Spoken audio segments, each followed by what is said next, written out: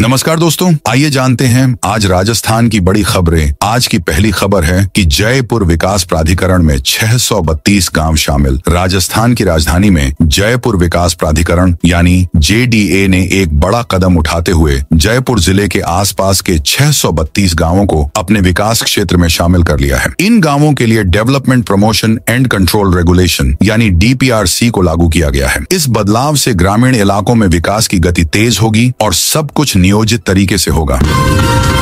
अयोध्या राम मंदिर पर फहराई धर्म ध्वजा। अयोध्या का राम मंदिर आज संपूर्ण हो गया। प्राण प्रतिष्ठा के 673 दिनों बाद पीएम मोदी और आरएसएस प्रमुख मोहन भागवत ने मंदिर के शिखर पर ध्वजारोहण किया। सुबह 11:50 अभिजीत मुहूर्त में बटन दबाते ही 2 किलो की केसरिया ध्वजा 161 फीट ऊंचे शिखर पर फहराने लगी। पीएम भाव विभोर हो गए। उन्होंने धर्म ध्वजा को हाथ जोड़कर प्रणाम किया। ध्वजारोहण से पहले पीएम मोदी ने मोहन भागवत के साथ मंदिर की पहली मंजिल पर बने राम दरबार में पूजा और आरती की। इसके बाद रामलला के दर्शन किए। पीएम रामलला के लिए वस्त्र और चंवर लेकर पहुंचे थे। पीएम ने साकेत कॉलेज से राम जन्मभूमि तक 1.5 किलोमीटर लंबा रोड शो भी किया।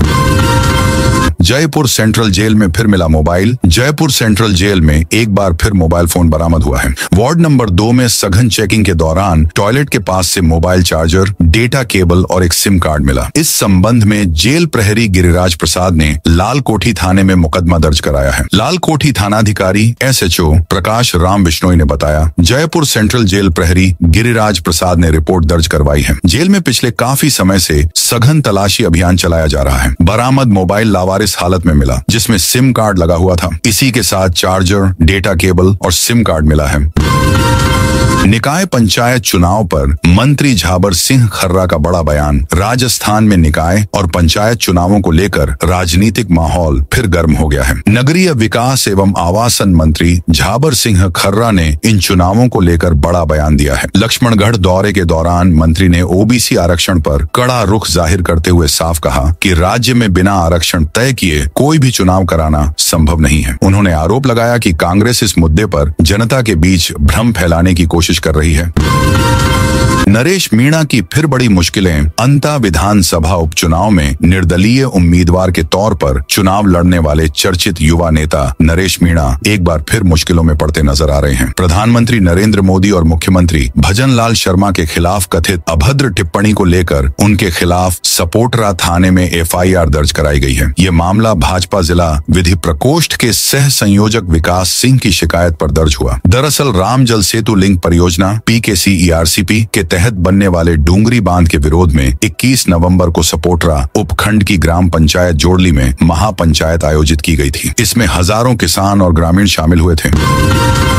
राजस्थान के सरकारी स्कूल की छात्राओं की बल्ले बल्ले। राजस्थान में आर्थिक रूप से कमजोर परिवारों की बालिकाओं की पढ़ाई में सहारा देने के लिए राज्य सरकार ने इस साल आपकी बेटी योजना को और सुव्यवस्थित रूप में लागू किया है। विद्यालयों को निर्देश दिए हैं कि वे अपने यहाँ अध्ययनरत पात्र छात्राओं का विवरण 25 नवंबर तक पोर्टल पर ऑनलाइन भेज दें। इसके बाद शिक्षा विभाग की ओर से 30 नवंबर तक समग्र सत्यापन प्रक्रिया पूरी की जाएगी। योजना के तहत कक्षा 1 से 8 में पढ़ने वाली बालिकाओं को 2,100 रुपए और कक्षा 9 से 12वीं तक की छात्राओं को 2,500 रुपए की आर्थिक सहायता दी जाएगी। राशि सीधे जन आधार डेटा से जुड़े बैंक खातों के माध्यम से छात्राओं के खाते में ट्रांसफर होगी।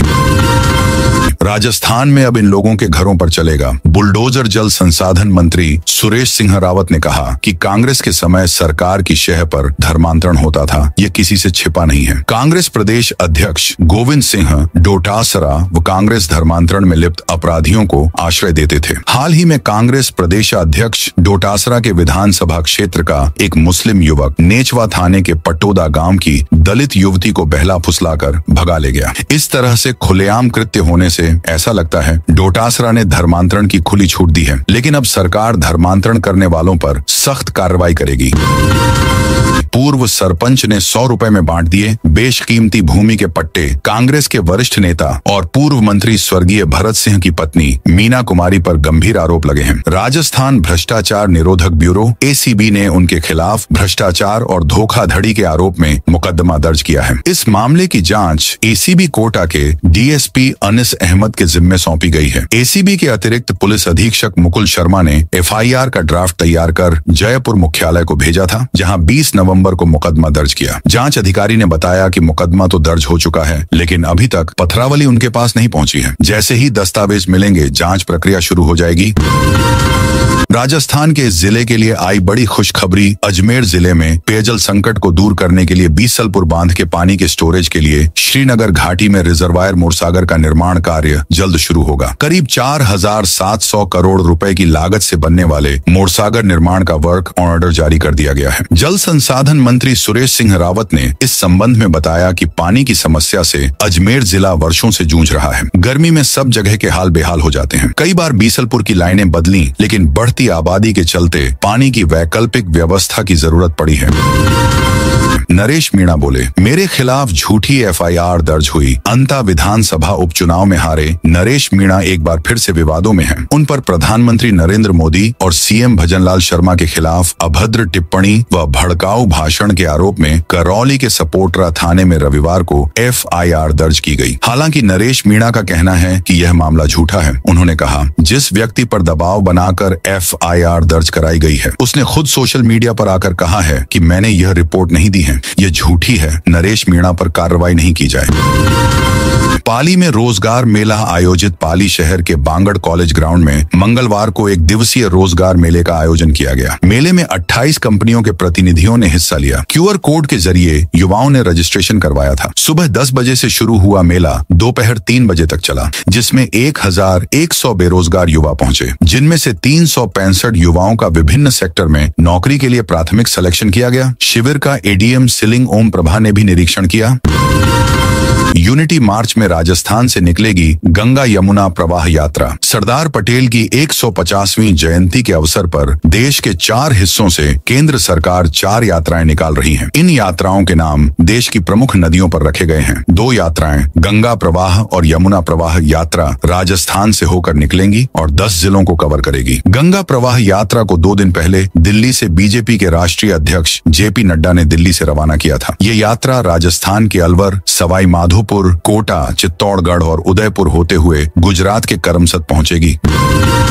झुंझुनू में मवेशियों को चोरी करने का आरोपी गिरफ्तार। गुड़ागौड़जी पुलिस ने भैंस चोरी के मामले में फरार चल रहे आरोपी सुमित मीणा को गिरफ्तार किया है। आरोपी मवेशियों को चुराकर उन्हें पशु मेले में बेच देता था। थाना प्रभारी सुरेश कुमार रोलन के नेतृत्व में गठित टीम ने चोरी किए गए पशु को बरामद किया, साथ ही आरोपी को भी गिरफ्तार किया। नेवरी गांव के विजेंद्र मीणा ने थाने में रिपोर्ट दर्ज करवाई कि 23 अक्टूबर को उनकी भैंस नदी के पास चल रही थी, तभी शेरावाली ढाणी तन नेवरी निवासी सुमित मीणा उसे चोरी ले गया। परिवार ने पहले खुद तलाश शुरू की और कई घंटों की खोजबीन के बाद पता चला कि भैंस को जयपुर के जम्वा रामगढ़ रोड स्थित पशु हटवाड़ा मेले में ले जाया गया है।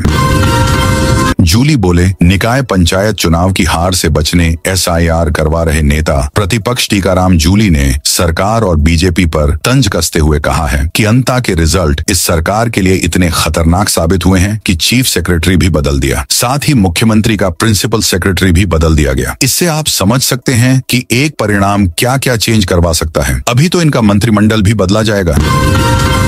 डीडवाना कुचामन में सरकारी स्कूलों को मिले पट्टे। डीडवाना कुचामन नया जिला बना है, जिसमें फिलहाल कई विभागों का गठन किया जा रहा है और सरकारी कार्यालयों के लिए भूमि भी आवंटित की जा रही है। इस बीच जिला कलेक्टर महेंद्र सिंह खड़गावत की पहल से सरकारी स्कूलों की नींव मजबूत हो रही है। जिले में 1300 से अधिक सरकारी स्कूल हैं, जिनमें 1000 से अधिक पट्टा विहीन थी। ऐसे में इन स्कूलों को पट्टा देने का लक्ष्य किया है। इनमें वो स्कूल भी शामिल है जो 50 सालों से भी ज्यादा समय से संचालित हैं, लेकिन उनके पास उनकी जमीन के पट्टे नहीं हैं। कोटा में पहली बार अंडरग्राउंड कचरा पॉइंट बनाए। कोटा नगर निगम ने पहली बार अंडरग्राउंड कचरा पॉइंट बनाया है, जिसका संचालन अगले सप्ताह शुरू होने की संभावना है। शहर में 2 स्थानों पर इस तरह के कचरा पॉइंट बनने हैं, जिनमें से पहला कचरा पॉइंट दादाबाड़ी मेन रोड पर बनकर तैयार हो गया है, जबकि दूसरा अंडरग्राउंड कचरा पॉइंट किशोरपुरा मुक्तिधाम में बनाया जाना है। राजकुमारों के स्कूल की लैब में बनेंगे इंसानों जैसे रोबोट। अजमेर में राजकुमारों के लिए खोले गए स्कूल में और कॉलेज को 150 साल पूरे हो गए हैं। रॉयल लोको पार्क और महल की तरह बना ये स्कूल तकनीक के मामले में भी आगे है। यहाँ एडवांस AI लैब बनाई गई है। करीब 7 करोड़ की इस लैब का खर्च मेयो कॉलेज के ही पूर्व स्टूडेंट ने उठाया है। इस लैब में बच्चे मानव जैसा रोबोट बनाना सीखेंगे। इसका GPU बेस सर्वर होगा, 3D प्रिंटर सहित कई खास व्यवस्थाएं होंगी। इसका पूरा भवन सोलर एनर्जी पर 100% चलेगा, काम करेगा। इसमें ऐसे खास इंतजाम किए हैं कि बिजली की 46% तक बचत होगी। जयपुर में लो फ्लोर बसों के ड्राइवरों की हड़ताल। जयपुर में लो फ्लोर बसों के ड्राइवर्स हड़ताल पर जाने से मंगलवार सुबह परिवहन पूरी तरह से गड़बड़ा गया। JCTCL की बगराना डिपो स्थित लो फ्लोर बसों का संचालन संभालने वाली निजी फर्म पारस ट्रेवल्स के ड्राइवर अचानक हड़ताल पर चले गए। इसके कारण शहर की 100 लो फ्लोर बसें सड़क पर नहीं उतरी, जिससे ऑफिस जाने वाले कर्मचारियों, स्कूल कॉलेज स्टूडेंट्स, मरीजों और आम पैसेंजर्स को परेशानियों का सामना करना पड़ा।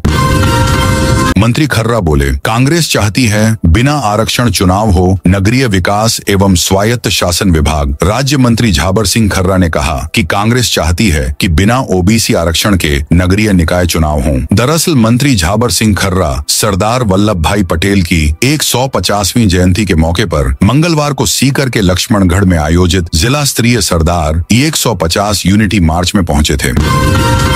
राजस्थान में बारिश का अलर्ट, बढ़ेगी सर्दी। राजस्थान में उत्तरी पश्चिमी हवा से सोमवार को शेखावाटी बेल्ट समेत कई जिलों के तापमान में उतार चढ़ाव रहा। धुंध रहने से धूप कमजोर रही। इसके कारण डूंगरपुर, जालोर, भीलवाड़ा, कोटा, उदयपुर समेत कई जिलों में दिन के तापमान में 2 डिग्री सेल्सियस तक की गिरावट हुई। इससे दिन में सर्दी का प्रभाव थोड़ा बढ़ गया। वहीं न्यूनतम तापमान में भी गिरावट जारी है। मौसम केंद्र जयपुर ने राज्य में अगले 2 दिन इसी तरह का मौसम रहने का अनुमान जताया है। 27 नवंबर को एक हल्के प्रभाव का पश्चिमी विक्षोभ एक्टिव होगा। भीलवाड़ा में अवैध नॉनवेज शॉप पर निगम का एक्शन। भीलवाड़ा शहर में अवैध रूप से संचालित हो रही नॉनवेज की दुकानों पर नगर निगम ने एक्शन लेते हुए आधा दर्जन से अधिक दुकानदारों को पाबंद किया है। साथ ही भविष्य में नियमों की पालना करने की चेतावनी दी है। इस दौरान टीम ने कुछ दुकानों को 30 बंद भी करवाया। भीलवाड़ा नगर निगम आयुक्त के निर्देश पर आज शहर के भूपालपुरा स्थित कुछ अवैध नॉनवेज की दुकानों को बंद कराया गया। ये दुकानें बिना लाइसेंस और बिना अनुमति के संचालित की जा रही थी। इन दुकानों को लेकर पिछले लंबे समय से शिकायत से मिलने के बाद निगम की टीम ने आज इन्हें बंद करने की कार्रवाई की। सीकर आर्ट्स कॉलेज में SFI ने किया विरोध प्रदर्शन। सीकर के गवर्नमेंट आर्ट्स कॉलेज में स्टूडेंट्स की समस्याओं के समाधान के लिए छात्र संगठन SFI ने प्रदर्शन किया। वहीं कॉलेज प्रिंसिपल को झापन दिया। स्टूडेंट्स ने कॉलेज मैनेजमेंट के खिलाफ नारेबाजी की। स्टूडेंट्स ने बताया कि कॉलेज में लंबे समय से स्थायी प्रिंसिपल नहीं होने से व्यवस्थाएं पूरी तरह बिगड़ चुकी हैं। कॉलेज में मॉनिटरिंग नहीं होने की वजह से टाइम पर काम नहीं होता और स्टाफ भी रेगुलर प्रेजेंट नहीं रहता। SFI के नेतृत्व में स्टूडेंट्स ने विरोध जताया। कॉलेज की BA फर्स्ट ईयर कमेटी के नेतृत्व में 10 सूत्रीय मांगों को लेकर कार्यवाहक प्रिंसिपल को झापन सौंपा।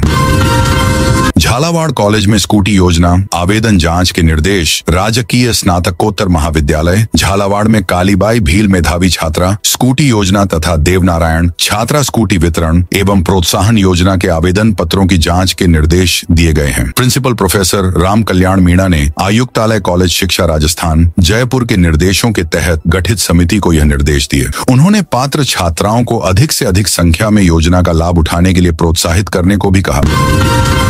पुलिस दूरसंचार भर्ती का लिखित परीक्षा परिणाम जारी। पुलिस दूरसंचार में कांस्टेबल सामान्य ड्राइवर के 1469 पदों पर भर्ती के लिए 13 सितंबर को आयोजित लिखित परीक्षा का परिणाम जारी कर दिया गया है। सभी सफल अभ्यर्थियों का विवरण विभाग की आधिकारिक वेबसाइट पर अपलोड कर दिया गया है। उत्तीर्ण अभ्यर्थियों की जांच का चरण 1 से 7 दिसंबर तक आयोजित किया जाएगा। यह शारीरिक जांच का आयोजन राजस्थान पुलिस अकादमी जयपुर में किया जाएगा।